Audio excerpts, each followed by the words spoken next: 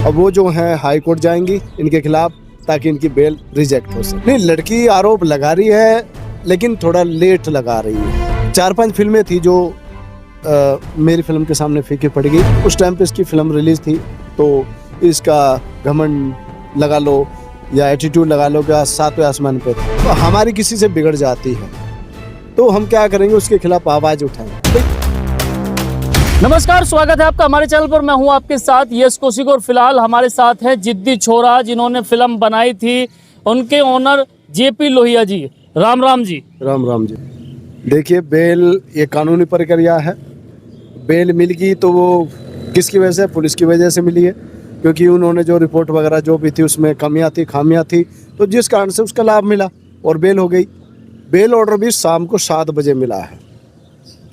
तो अब इसमें गलती किसकी है हम कह नहीं सकते, जुडिशरी पे हम उंगली नहीं उठा सकते। तो बेल मिल गई, अच्छी बात है। और जो दूसरी पार्टी है जो इन पे आरोप लगा रही थी गौतम, अब वो जो है हाई कोर्ट जाएंगी इनके खिलाफ ताकि इनकी बेल रिजेक्ट हो सके। अच्छा सर, अगर बेल रिजेक्ट होती है तो क्या दोबारा उत्तर कुमार जेल में जाएगा? बिल्कुल, अगर हाई कोर्ट में अपील हो जाती है और जज की समझ में आता है कि जो जज साहब हैं उन्होंने गलत बेल दी है तो बेल रिजेक्ट हो जाएगी और दोबारा से इनको जो है जेल जाना पड़ेगा। जो कानूनी प्रक्रिया है उससे आप अलग नहीं हो सकते। जो जुडिशरी का मामला है वो इसी प्रकार से है। अच्छा, मैं कुछ वीडियोस देख रहा हूं जिसमें विकास बालियान को मतलब सामने लाया जा रहा है। हर इंटरव्यू में उनके बारे में कुछ वीडियोस दिखाई जा रही हैं कि विकास बालियान ने सब कुछ कराया है। देखिए, विकास बालियान, जब आप किसी पे आरोप लगाओगे, अब उसका रोल क्या है क्या नहीं है, क्योंकि जो अदालत है, अदालत में भी बख्तम नहीं चलती है, लिखतम चलती है। और अदालत इतनी अंधी नहीं है। जो सबूत होता है, आप किसी पे ब्लेम लगा रहे हो, अब हमारी किसी से बिगड़ जाती है तो हम क्या करेंगे, उसके खिलाफ आवाज़ उठाएंगे। भाई ये आदमी गलत है, हमसे ये चाहता है। उसका जो पैसों का लेन देन है विकास बालियान का, जिस कारण उसका नाम लिया जा रहा है, अगर आपने पैसा लिया है तो उसका देना पड़ेगा, क्योंकि उन्होंने उनके साथ में काम किया है, काफ़ी मेहनत करी है। और जहाँ तक मैं देख रहा हूँ विकास बालियान अपनी जगह सही है। और ये जो आरोप हैं वो मेरी नज़र में ठीक नहीं है। नहीं, लड़की आरोप लगा रही है लेकिन थोड़ा लेट लगा रही है। आप सहमति से अगर कोई भी कार्य, आज के supreme court of the judgment है, अगर पत्नी भी पति पर रेप केस का मामला दर्ज कराती है तो वो भी मान्य नहीं है। और ये तो सहमति का मामला है। लड़की ने 5 साल लेट करा तो कोर्ट केस करने का 3 साल का प्रोसीडिंग हो। आप 3 साल तक जो है कंप्लेन कर सकते थे। और फोर्जरी के मामले में आप उसकी कोई लिमिट नहीं है जी। कोर्ट में आप 3 साल के अंदर अंदर कोई भी केस फाइल कर सकते हैं। और ये दुष्कर्म का जो मामला है, उसी चीज़ का इन्होंने जो मेडिकल रिपोर्ट है या जो भी पुलिस के पास थी उन्होंने नहीं लगाई, तो उसका लाभ मिला और बेल मिल गई। अच्छा, अगर उत्तर कुमार इसमें दोषी नहीं पाए जाते हैं तो क्या लड़की जेल जा सकती है? देखिए, लड़की जब उत्तर कुमार बरी हो जाएगा, जब जो केस जो है लास्ट में इसको बरी कर दिया जाएगा, तो जो स्टेट है, स्टेट के ऊपर जो मुकदमा जिस स्टेट ने, उत्तर प्रदेश स्टेट ने उन पे स्टेट वर्सेस उत्तर कुमार जो मामला दर्ज करा गया हो, तो उन दोनों को नोटिस जारी किया जाएगा। इन दोनों के ऊपर कार्रवाई वापस, पहले 182 थी कि इस 182 की पावर जो है या तो न्यायालय को है या पुलिस को है। आपका नाम जेपी लोहिया जी। सबसे पहले तो आपका पूरा नाम क्या है? मेरा नाम जयप्रकाश लोहिया है। अच्छा, आपकी जिस टाइम ये धागड़ छोरा मतलब उत्तर कुमार की जो धागड़ छोरा आई थी, उसी दौरान आपकी एक फिल्म आई थी जिद्दी छोरा। उधर धागड़ छोरा, इधर जिद्दी छोरा, ये कहाँ से निकाल के लेके आए थे? देखिए, मैंने जो फिल्म बनाई थी और 2007-06 में मैंने फर्स्ट मूवी बनाई थी रंगीला छोरा कॉमेडी। उसके बाद में जो जिद्दी छोरा फिल्म है, मैंने उसमें देव शर्मा जी जो उत्तर कुमार के साथ में धाकड़ छोरा में काम कर चुके हैं। और उनके जो फादर का जो रोल कराया, जो पिताजी का, वो भी मैंने उनको भी लिया था। संदीप त्यागी था। काफ़ी आर्टिस्ट ऐसे थे जो बड़ी बड़ी फिल्मों में काम कर चुके हैं। और मैंने जो फिल्म बनाई तो 7 दिन के अंदर बनाई थी, जिसमें 4 गाने भी हैं। और देहाती फिल्मों में जो फाइट मैंने दिखाई है वो फाइट भी सहजी ना तो उत्तर कुमार की एक भी फिल्म के अंदर आपको दिखाई नहीं देगी। और जो बाइक के अंदर जो स्टंट करे हैं रियल, दो बाइक पे खड़ा होकर चलने का, वो सब ना ये कर पाया। क्योंकि उसके बाद में 2007 में जो फिल्म मैंने दी थी, तो उस टाइम पे धाकड़ छोरा 2 रिलीज हुई थी और ढाका थी। 4-5 फिल्में थी जो मेरी फिल्म के सामने फीकी पड़ गई।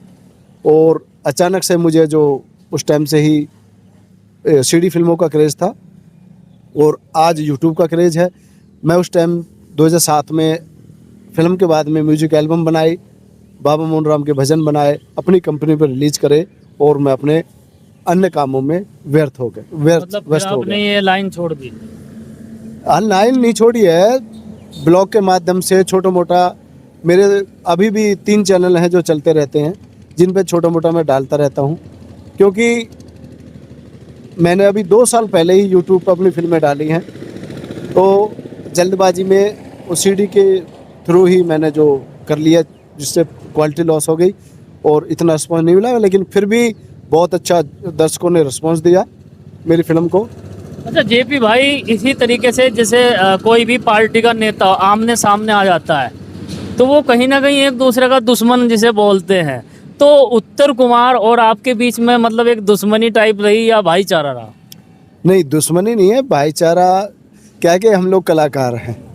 और आप नेता की बात कर रहे हो, नेता जो है वो आमने सामने लड़ाई लड़ते हैं, एक दूसरे की बुराई करते हैं, बट वो एक होते हैं अंदर और जनता ही लड़ती है उनके लिए। वो नेता कभी जनता के लिए नहीं लड़ते।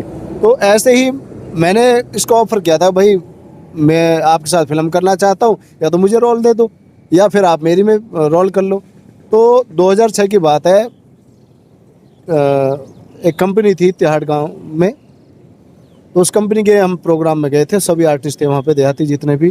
तो उस टाइम पे इसकी फिल्म रिलीज़ थी, तो इसका घमंड लगा लो या एटीट्यूड लगा लो कि 7वें आसमान पे था जब उत्तर कुमार का हाँ जी, जब फिल्म हिट हो जाती है तो आ ही जाता है। हाँ जी, आसमान में उड़ने लगता है कलाकार, और वो जो धरती है उसको भूल जाता है, सोचता है कि अब तो सुपरस्टार हो गया। जो दर्शक हैं, दर्शक पसंद करते हैं ये जो देहाती अंदाज में जो फिल्में हैं, जो ये फिल्में बनाता है, तो दर्शकों को पसंद आती है। जबकि उस शहरी लोग उसको बहुत कम लाइक करते हैं। तो देहात की जो कल्चर है, देहात की जो संस्कृति है, उसको इसमें दिखाते हैं। लेकिन मैंने इसकी फिल्म में गौर बहुत ज़्यादा कमी देखी है कि एक ही गांव का हीरो और एक ही गांव की हीरोइन, इस तरह से जो स्टोरी में दिखाता था, वो उसके लिए मैंने इसको लिख के भी फेसबुक पे डाला कि भाई इस तरह से नहीं, दूसरे गांव की, अन्य गोत्र की। क्योंकि लोकल क्षेत्र में जो देहात क्षेत्र है, हम उसमें एक ही गोत्र में जो शादी नहीं कर सकते और ऐसे ही हीरो हीरोइन नहीं दिखा सकते, जिससे गलत संदेश जाता है। जो युवा हैं उनके अंदर वो उनकी मानसिकता चेंज हो जाती है और वो गलत ट्रैक पे चले जाते हैं। तो जो देहात कल्चर है उसको समाप्त ना करके, उसकी जो क्वालिटी है, जो संस्कार है, जो देहात के अंदर जो प्यार है। अब आप पीछे भी देख रहे हैं जो फसलें हैं यहाँ पे, ईख की जो है, अगर किसान ईख उगाना छोड़ दे तो आप कहाँ से तो गुड़ खाओगे, कहाँ से चीनी खाओगे। तो ऐसे ही कलाकार होते हैं, अगर वो आप सबका मनोरंजन ना करे, क्योंकि हर तरह से कॉमेडी भी एक हंसाने का पात्र होता है, एक सीरियसली पात्र होता है। बिल्कुल बिल्कुल। तो इस लाइन में तो जेपी भाई, जैसे ये केस हुआ है तो कहीं ना कहीं जो डायरेक्टर प्रोड्यूसर है उनको भी थोड़ा सा ये सवाल आ रहा है कि भाई हम तो जो फिल्म बनाएंगे उसमें लड़कियों को नहीं लेंगे। कुछ कह रहे हैं कि हम तो भाई लड़कों को कपड़े बना देंगे। इतना मतलब एक ऐसा क्या हो रहा है? देखिए, अब लोगों की सोच को क्या करोगे। एक तो ऊपर से किसी की बहन बेटी आ रही है, आपके साथ काम करके जा रही है, वो अपनी इज्जत के वजह से चुप लगा जाती है। और चुप लगाई जाती है, इसका मतलब ये नहीं कि एक तुम जो चुप बैठ के हार के बैठ गई, और भी अन्य आवाज़ उठा सकती हैं। अब लड़कियों से देखिए, फिल्म होती है, फिल्म में एक हीरो होता है, एक हीरोइन होती है और एक विलेन होता है। और मैं फिर कहता हूँ, जीतता किसको, जो हीरो होता है उसी को जीतता हुआ दिखाते हैं, और विलेन जो है मर जाता है। तो ऐसे ही अब ये जो लोग दिखा रहे हैं, जिसकी आप बात कर रहे हैं, ये पुराने टाइम में बामन लक्ष्मी चंद हुए थे, बहुत बड़े कवि, और उन्होंने जो सॉन्ग करते थे, सॉन्ग बड़े बुजुर्ग जो देहात के जो बड़े चाव से उसे देखते थे, तो वहाँ जाके ऐसे ही वो किरदार करवाते थे, लड़कों को कपड़े पहना देते थे और वो सॉन्ग में जो है डांस करते थे। और ब्याह बारात में भी आपने देखा होगा काफ़ी पिछले सालों में 25-30 साल 40 साल में वो भंडेले टाइप के जो बन जाते हैं, वो नाचते फिरते हैं। तो देहात है, उनके साथ में हंसी भी करते हैं लोग, उनके साथ छेड़खानी भी करते हैं। तो आने वाले समय में जैसे भ्रूण हत्या हो रही है, सभी बेटा चाहेंगे और बेटी नहीं चाहेंगे, तो वे उनसे ब्याह किसका करवाएंगे भाई? या तो हिजड़ाने लाएंगे पकड़ के, इससे ज़्यादा भाई जब आपके लिए बहू नहीं मिलेंगे, जो आपके बेटाओं के लिए जो लड़कियां नहीं होंगी, तो फिर आप किससे शादी करोगे? तो एक तरह से जो किन्नर टाइप के होते हैं, फिर उनका इस्तेमाल होना आरंभ हो जाएगा। और देख के ऐसे आरोपों को तो भाई जाहिर सी बात है यह इस्तेमाल करना पड़ेगा। यश जी, ये तो देहाती फिल्म का, ये जो देहाती मूवियाँ हैं छोटे मोटे कम बजट की हैं, जो बड़े बड़े हज़ार करोड़ों की जो, उनमें भी यह ब्लेम्ड लगते रहते हैं। काफ़ी हीरोइन है जिन्होंने आरोप लगाए कि मेरे साथ में डायरेक्टर ने ये करा, प्रोड्यूसर ने मेरे साथ कंप्रोमाइज़ किया। भाई आपने कंप्रोमाइज़ अपनी मर्जी से किया ना। रेप में और कंप्रोमाइज़ में, सहमति में बहुत अंतर होता है। अगर आप किसी के साथ में फिल्मों में दिखाते हो, विलेन जो है हीरोइन को छेड़ता है, वो उनकी जो है लड़ाई भी होती है आपस में दोनों, वो जब अपने आप को छुड़ाने के लिए वो कितना संघर्ष करती है। तो जो रेप होता है, रेप में जो है नखून भी लगेंगे, आपको नोचा नोची भी करेगी लेडीज, ऐसी थोड़ी रेप करा लेगी।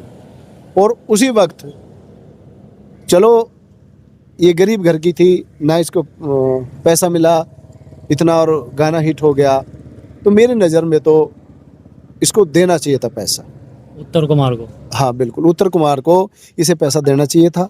किसी की भी बहन बेटी कोई आ रही है ना, ऐसे तो कोई आएगा नहीं, डर के मारे सभी हीरोइन गायब हो जाएंगी। आप हीरोइन किसको बनाओगे? बिल्कुल, लड़कों को हीरोइन बनाओगे?